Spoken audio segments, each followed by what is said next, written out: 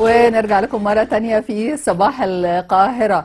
وزي ما قلنا في بداية حلقتنا ان احنا هيكون معنا قراءة في اهم اخبار الاسبوع وايضا في اهم اصدارات هذا الصباح.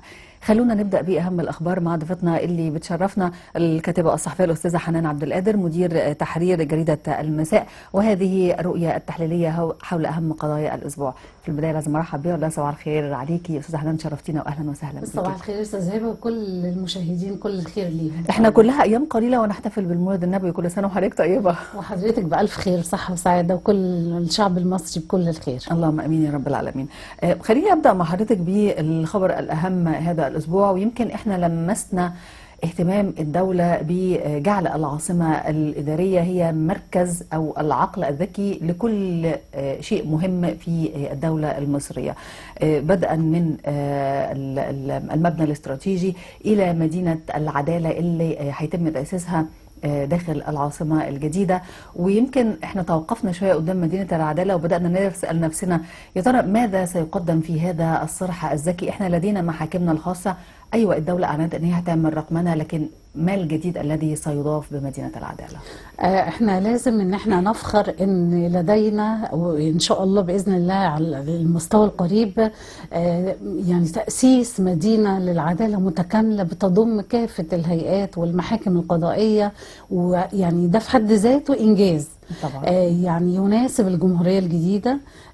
لنا أن نعرف ونفخر أن هي على مساحة 51 فدان ما شاء الله. ويمكن سيادة الرئيس هذا الأسبوع عقد اجتماع مع دكتور مصطفى مدبولي في مدينة العلمين بحضور المستشار محمود حلمي الشريف وزير العدل لمتابعة الموقف التنفيذي لمدينة العدالة اللي طبعا هتبقى متواجدة بالعاصمة الجديدة، وقد إيه أن هي يعني هتحقق طفرة، لأن تأسيس بيئة قضائية رقمية على أعلى مستوى هتسهل على المواطنين، هتقدم أداء قضائي على أعلى مستوى، هتضم محاكم كتيرة، يمكن محكمة اقتصادية، محكمة للطفلة والأسرة والطفلة، هيئات قضائية، هيئة قضايا الدولة، هيئة النيابة الإدارية، المجلس الأعلى للقضاء، يعني مجلس الدولة، يعني كل المدينة هتضم هذا الكم من الجهات والهيئات القضائية. هو أنا ممكن أفهم إن إحنا فعلا هنجمع عدد من الهيئات اللي متواجدة مثلا داخل القاهرة، هتفضي مكان هنا، وفي نفس الوقت هتتجمع جنب بعضها، واحنا عارفين الحاجات لما بتكون قريبة من بعضها بيبقى فيه إنجاز في السرعة. بس يمكن السؤال ازاي مدينة العدالة ممكن يكون لها دور في تسهيل الإجراءات القضائية؟ ويمكن لغاية دلوقتي الناس بتضطر ان هي علشان ترفع قضية لازم تجيب محامي، والمحامي يروح ياخد إجراءاته ويكتب عريضة ويدفع ثمنها، والموضوع بياخد وقت كبير طويل حقيقي. وده مش بس في القضايا، ده في اشياء اخرى كثيره اجرائيه كثيره جدا. احنا عندنا قانون الاجراءات ما شاء الله، قانون حجمه كبير ومحترم. فازاي هذه المدينه هيكون لها دور في تسهيل الاجراءات القضائيه؟ عارفه حضرتك هي احنا كلنا بنعيش العصر الرقمي، هتعتمد على الرقمنه، الخدمات كلها بالتكنولوجيا الحديثه، وفي اليات بضمان لكده، ضمان ذلك. يعني امكانيات المدينة إمكانيات هائلة طبعا. تتناسب مع الجمهورية الجديدة. لما نعرف إن هي يعني تستوعب 30,000 مواطن متردد يوميا، نقول إن هو إحنا أمام مبنى ضخم، أمام بيئة قضائية عادلة تحقق يعني رسالة القضاء السامية اللي إحنا كلنا بنثق في القضاء المصري العادل. حقيقة. مش بس كده، ده في متحف قضائي، في يعني في مكتبة رقمية في قضائية كلها يعني تضمن توثيق التاريخ القضائي المصري اللي هو العريق، كلنا عارفين كده. قد ايه ان احنا يعني نتمنى وبننتظر الانتهاء من هذه المدينه، اللي هتحقق العداله الناجزه وهتسهل على المواطنين وتحقق اداء قضائي المواطن المصري في امس الحاجه ليه. طبعا زي ما حضرتك قلتي، طبعا بطء التقاضي وبطء الاجراءات كلها امور المواطن بيعاني منها.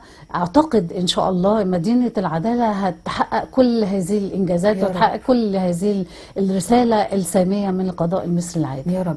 يمكن اعتقد ان احنا في ظل عالم الرقمنه اللي احنا عايشينه دلوقتي، وان شاء الله بعد انشاء مدينه العداله وتحقيق عمليه الرقمنه، اعتقد ان احنا محتاجين نعيد مره اخرى النظر في التشريعات القضائيه والقانونيه، لان ده معناه ان الاجراء اللي بيتطلب شهور وسنين، مستندات ورقيه طويله. بالظبط.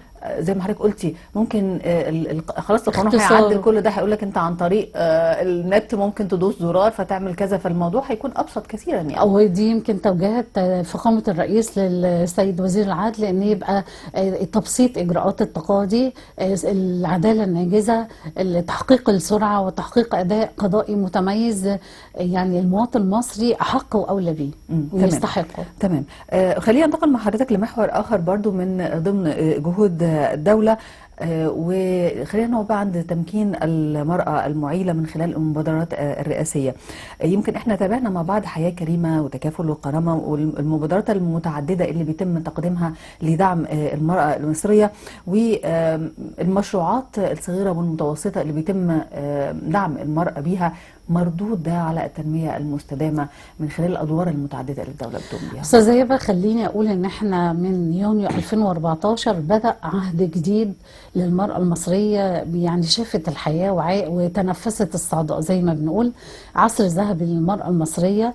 لما نقول الدستور 2014 20 مادة من الدستور بتضمن حقوق المرأة المصرية، تضمن المساواة ليها، تضمن حقوقها، تضمن تمثيلها في المناصب القيادية، تضمن تمثيلها في البرلمان والمجالس المحلية.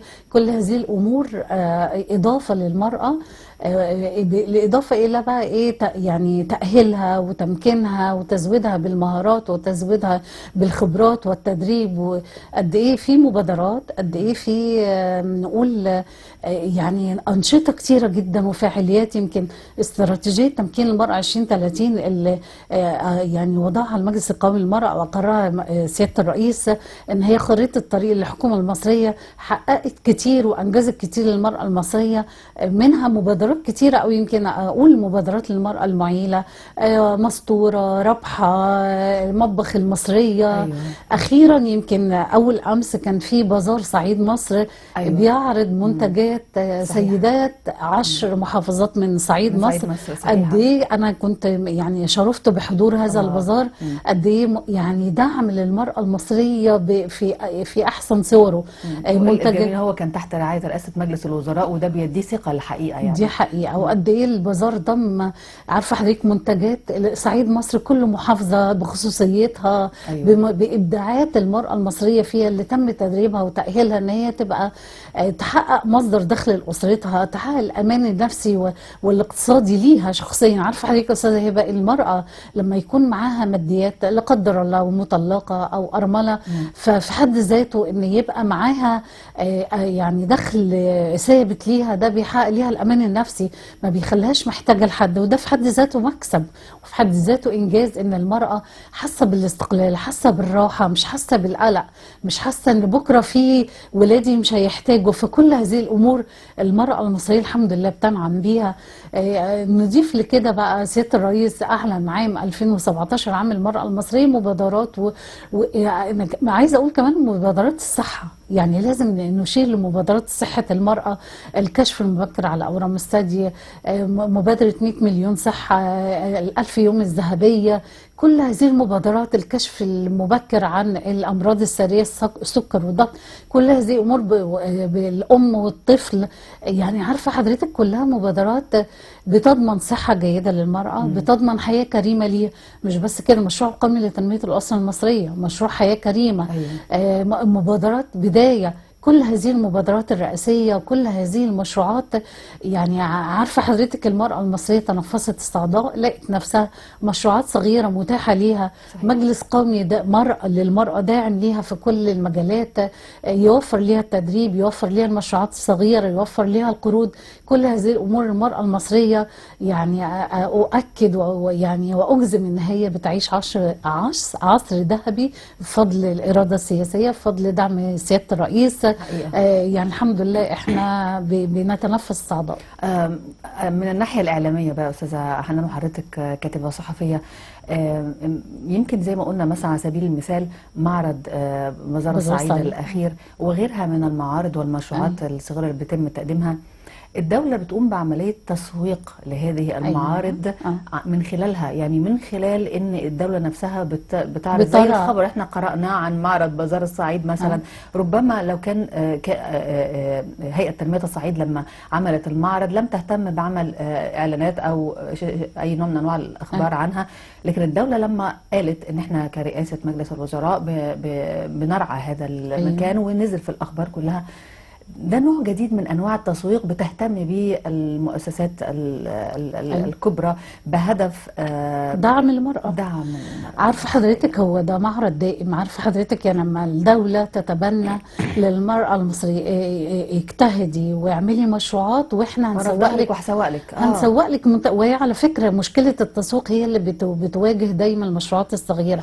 فكون ان الدولة تبقى واقفة داعمة للمرأة وتسوق منتجاتها، فهي المرأة يعني في اكتر من كده تيسيرات تيسير ان هي تدربي وانتجي واكسبي وهنسوق لك منتجاتك وانت ضامنه ان منتجك هيلاقي السوق بتاعه وهيلاقي يحقق المكسب والربح منه اللي انت هتقدري تكملي بيه تواصلي بيه الحياه. فهو معرض دائم في حديقه بي كايرو في الزمالك، وطبعا ده مش اعلان، وحتى لو اعلان فاحنا يعني عشان خاطر كل الناس تروح تشتري ومن سيداتنا الفضليات سيدات صعيد مصر اللي هم فعلا قدموا منتجات التلي، قدموا منتجات غذائية، قدموا حاجات مفروشات، حاجات يعني مستوى هايل من المشروعات الصغيرة والمنتجات اللي احنا قادرين ان احنا نروح ونبص عليها ونشتري ونفيدهم ان شاء الله.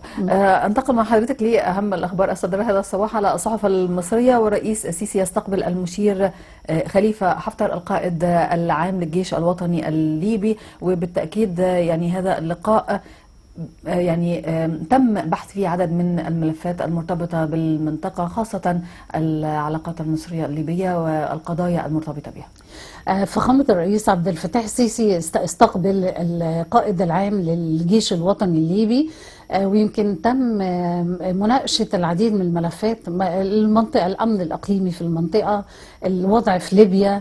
ويمكن سيادة الرئيس دائما وأبدا بيؤكد على طبعا حق الدول في اتخاذ قرارها وتقرير مصيرها، وأكد على أهمية وحدة ليبيا، وحدة مؤسساتها. ويمكن ليبيا مقبلة على انتخابات رئاسية وبرلمانية. سيادة الرئيس أكد على ذلك، وطبعا أكد على تعزيز الروابط التاريخية والجغرافية يعني كل حاجة، واللغة، وكل الروابط اللي بتربطنا بليبيا. طبعا ليبيا دولة مجاورة، دولة عربية شقيقة، في روابط تاريخية، روابط جغرافية، روابط سياسية واقتصادية وأمنية على كافة المستويات. تم مناقشة كافة الملفات، وتم التأكيد على أهمية توحيد مؤسسات ليبيا، وأهمية استقرار ليبيا واستقرار الوضع فيها باعتبارها جزء من الأمن العربي وجزء من الأمن الشرق الأوسط وجزء من الأمن الإقليمي في المنطقة. نعم. هنتقل مع حضرتك للخبر التالي. ودكتور مصطفى مدبولي رئيس مجلس الوزراء يعقد اجتماع لاستعراض إجراءات فض التشابكات بين وزارة المالية والتموين. الحقيقة أن وزارة المالية بيلقى على عاتقها عبء كبير جدا فيما يتعلق بالمؤسسات الحكومية، ومن الجميل أن رئيس الوزراء يتدخل في هذه التشابكات لفضها. حقيقي في يعني بعض هيئات والوزارات مديونة لوزارة المالية، وطبعا مشكورة وزارة المالية. بيبقى في بروتوكولات تعاون طبعا بتدخل فخامة رئيس الوزراء لفض هذه التشابكات وتوقيع بروتوكولات للتعاون عشان نقول اسقاط المديونيات. لان عارفه حضرتك لما هيئه زي هيئه السلع التموينيه يبقى ليها مديونيات، طبعا بتستورد بعض السلع التموينيه المهمه من الخارج. فبيبقى في طبعا اكيد تشابكات ماليه ويبقى وزارة المالية ليها يعني ليها فلوس عند هذه الهيئات. صحيح. فالدكتور مصطفى مدبولي طبعا حريص دائما وابدا على فض هذه المنازعات وفض هذه التشابكات، لان الهدف هو المواطن في النهايه. نحقق له، يتقدم له خدمه على اكمل وجه، تتوفر ليه السلع بسيوله وبيسر، ما يحسش ان في ازمات، وهو الهدف من ذلك. ويمكن هذا الهدف من الاجتماع مش مجرد بس هيئه سلع تموينيه، العديد من الوزارات اللي فيه مشاكل متراكمه. طبعا كلنا عارفين ان المنطقه كلها في مشاكل جيوسياسيه ومشاكل اقتصاديه، فبتلقي بظلالها على هذه الهيئات والوزارات، فبيتم حلها بتدخل دكتور مصطفى مدبولي. أستاذ حنان، خليني ألفت انتباه المشاهد إن المؤسسات القيادية في الدولة المصرية بتعمل على حل مشكلات حتى وإن كانت قديمة، لكن هي بتجابه مشكلتين حقيقة. المشكلة الأولى مرتبطة بالعقدة أو المشكلة نفسها اللي بنحاول نحلها. المشكلة الثانية إن أنا عندي تطور رقمي، فأنا بحاول أحل المشكلة وفي نفس الوقت أتدخل بالتدخل الرقمي عشان أحلها. فإن كانت عملية حل المشكلة زمان سهلة، فدلوقتي بقت معقدة، لأن أنا عايزة أحل مشكلة في نفس الوقت أستخدم أدوات العصر. دي حقيقة.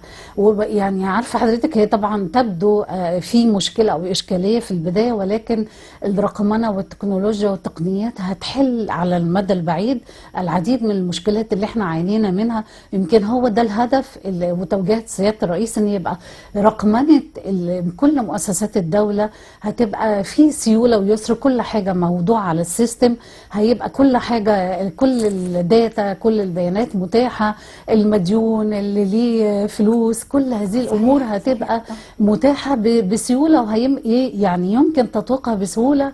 وفي النهاية لأنه الهدف هو المواطن المصري، يعني تقديم خدمة على أعلى مستوى، تحقيق أداء على أعلى مستوى يستحق وجدير بالمواطن المصري. نعم.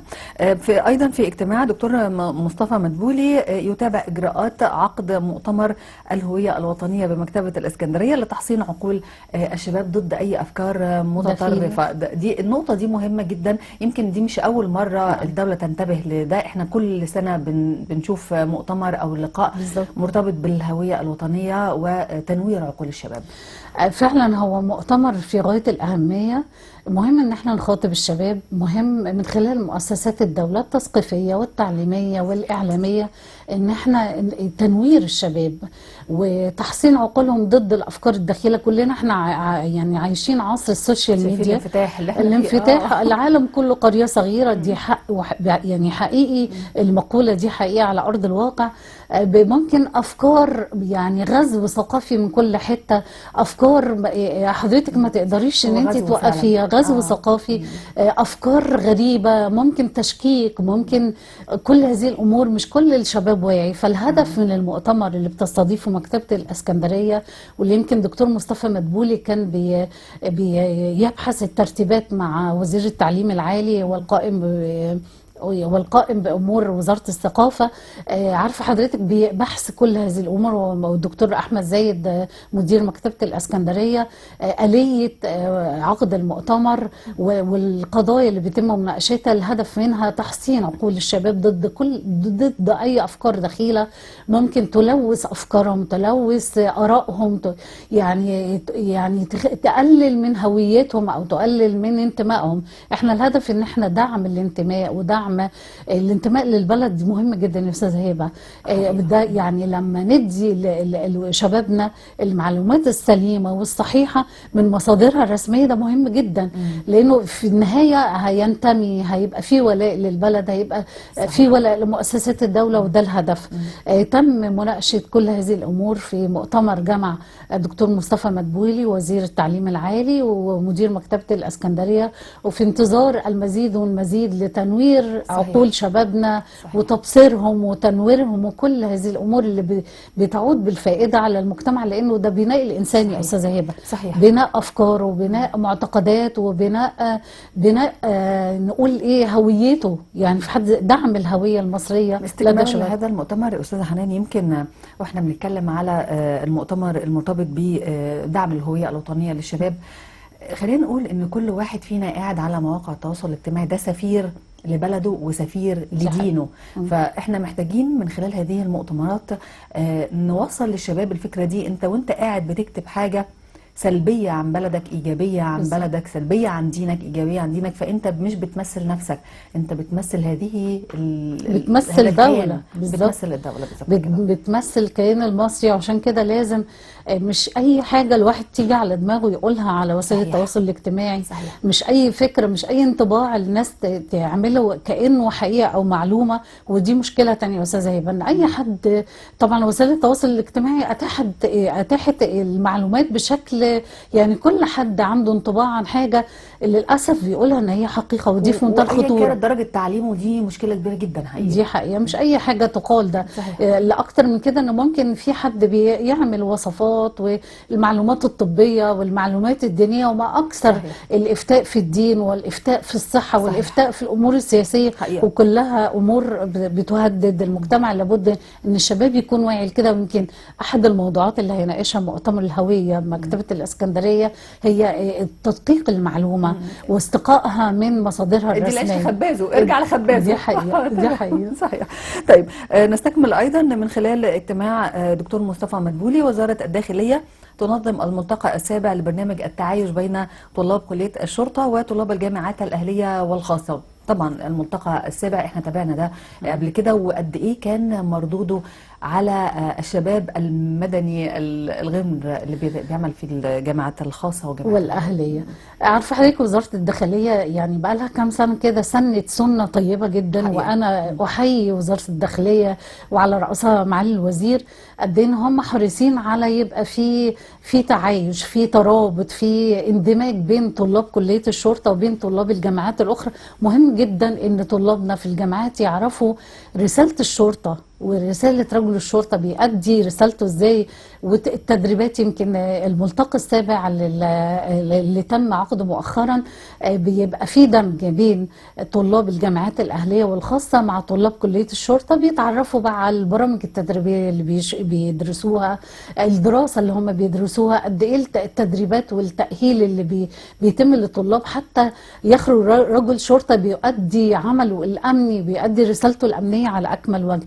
طبعا في صعوبات بيواجهها رجل الشرطة، في تدريبات على أعلى مستوى بيتلقاها عشان يبقى عنده الوعي الكافي اللي هو بيضمن أمن وأمان المجتمع، وبيضمن احنا بنقول عليهم فعلا عيون مصر الساهرة، اللي هم فعلا حقيقة. في كل مكان، في الطرق السريعة موجودين، سام الشرطة موجودين في كل مكان، بيأدوا رسالة سامية. واحنا كلنا بننعم بالأمن والأمان اللي بتكفله القوات المسلحة وبتكفله جهاز الشرطة المصرية. نقدر نقول ان احنا بنعمل مع عملية تنسيق ما بين المواطن المصري وما بين العاملين في جهة الشرطة. يمكن اللي حصل في 2011 فتح عينينا ونبهنا طبعا ان ده مش مفروض يحصل بعد كده، وان لازم الجاب اللي موجود ما بين المواطن وما بين الشرطة يتم تقليصها.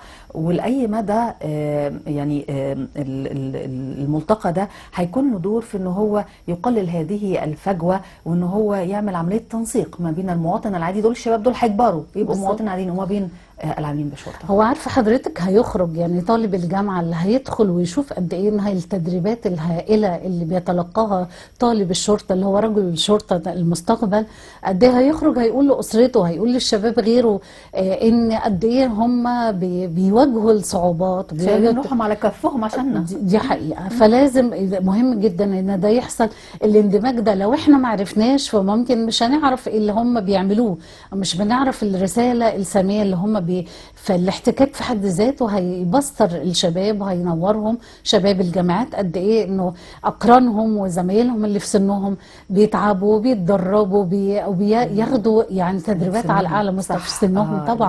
طبعا هيتاثروا بيهم، هيخرجوا يقولوا لاسرهم، هيقولوا للمجتمع.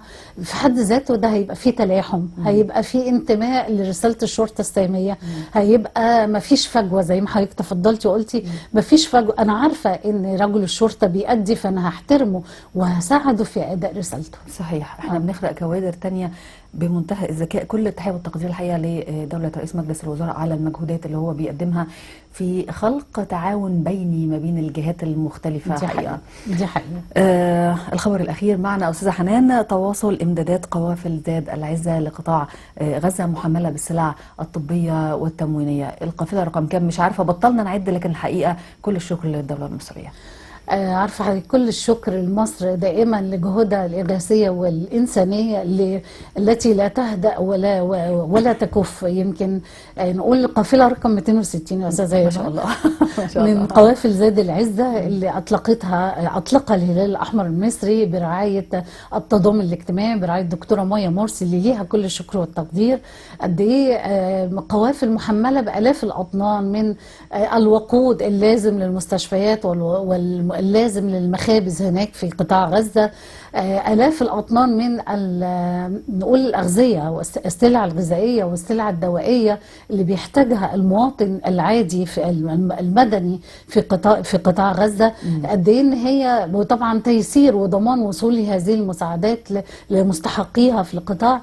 طبعا كل الشكر لمصر اللي يعني على مساعدتها وعلى توجهها وعلى دعمها الإنساني والإغاثي لأهالينا وأبنائنا وأخواتنا. احنا بنعتبرهم أخواتنا طبعا، أخواتنا في غزة اللي ليهم كل التحية وليهم كل التقدير على الصبر والمثابرة والاحتمال على كل هذه الكوارث الإنسانية اللي بيعيشوها. اللي عايزين نقول كمان ان القافلة رقم 260 دلالة على أنه مهما طال الزمن ومهما طال الاعتداء الصهيوني على فلسطين فإحنا في ظهرهم وإحنا معاهم السند والظهر والوتد دائما وأبدا. مصر لم تتخلى ولم تتخلى عن القضية الفلسطينية في يوم من الأيام. مصر دائما الرائدة، دائما الكبيرة، الأخت الكبرى، زي ما كل الدول العربية مش أخت كبرى بالكلام ولكن بالفعل وبالسياسات وبالمساعدات وبالرؤية وبالدعم وبكل هذه الأمور. كل التحية لمصرنا وعائشة مصرنا غالية دائما، دعم وسند لكل الدول العربية. آمين يا رب العالمين. كل الشكر لضيفتي الكريمة الكاتبة الصحفية الأستاذة حنان عبد القادر، مدير تحرير جريدة المساء. شرفنا بلقائك النهارده، وأقول لك كل سنة وحضرتك طيبة. وحضرتك بألف خير يا أستاذة هبة. كل الشكر للمشاهدين. شكرا. ولسه معاكم بنكمل فقرتنا في صباح القاهرة. ما تروحوش بعيد، خليكم معانا. هنقدم فقرة خاصة جدا عن المهارات الخاصة بالأطفال وإزاي نستفيد منها في العلاج النفسي لأولادنا. خليكم معانا.